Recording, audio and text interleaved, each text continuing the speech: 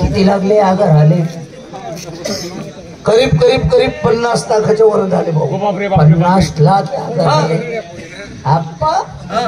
हे भितडे का बरं मीच केले हो बांधकाम अपुरे अजून चालू आहे अजून परिपूर्ण झालं नाही एअर कंडिशन 5 लाख भस्क नावाने म्हणजे अरे तसं नाही रे बांधकाम अपुरे बाबा आप्पा आम्हाला भूक लागली अशी भूक अरे अशी राहते ना रे भूक रे हो अशी नाही रे हात बाकडा नाही होत मावाला असं का असाच होतो भूक लागली जेवण पाहिजे हो अरे अन्न आणि पाणी तोच रुक्मिणीचा धनी ज्या माणसाने आले जीवनात अन्नदान केलं नाही तो मनुष्य काय कामाचा बरोबर आहे त्याची इस्टेट काय कामाची त्याच्या नोटा काय कामाच्या 1 मनी 9 मनी खुसे ना कोणी पाहिजे पैशाला किंमत फक्त अन्नदान पासून आहे त्याने अन्नदान केलं त्याने स्वर्गात घंटा वाजला असं म्हणायला हरकत नाही अरे तू पहिले शिनका काका बसा तुम्ही खाली बसा माझ्या मुलीला बोलवतो आणि तुम्हाला गरम स्वयंपाक देतो खायला अगं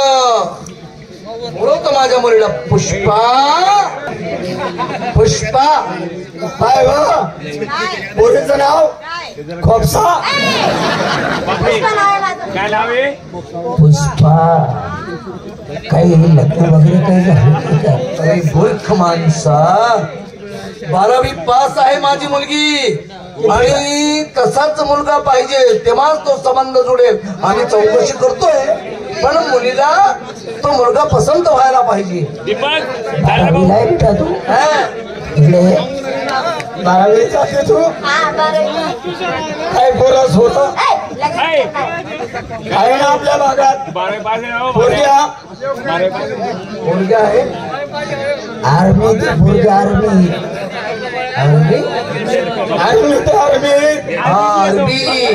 बरं 27,000 रुपये स्टार्टिंग म्हणजे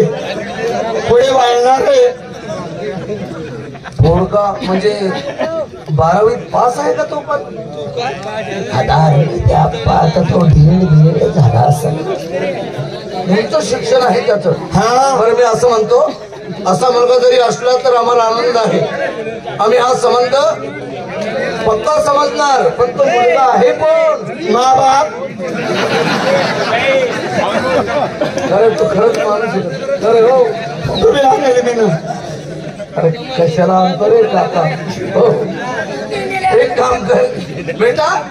त्यांना भूक लागली त्यांना जेवण पाहिजे केव्हाचे जेवण करता येते जेवण आणा तर तू एक काम कर पिठलं बनव हा काय पिठल्याने चालत मला काय बी खावडता का पिठलं खात नाही मी पिठलं खात नाही मग काय बनवायला पाहिजे भाऊ बेसन तू असं काय बोलतो रे बेसन आणि पिठल्यामध्ये फरक आहे एकच येणार आहे बेसन म्हणजे पातळ राहत आणि पिठलं म्हणजे पावडीने तोडणं पडतं आणि ते बी नसलं तर मग लपटो अरे लपटो बेसन पिठलं एकच झालं ना ते बस ना काका हा बेटा पुष्पा लवकर आण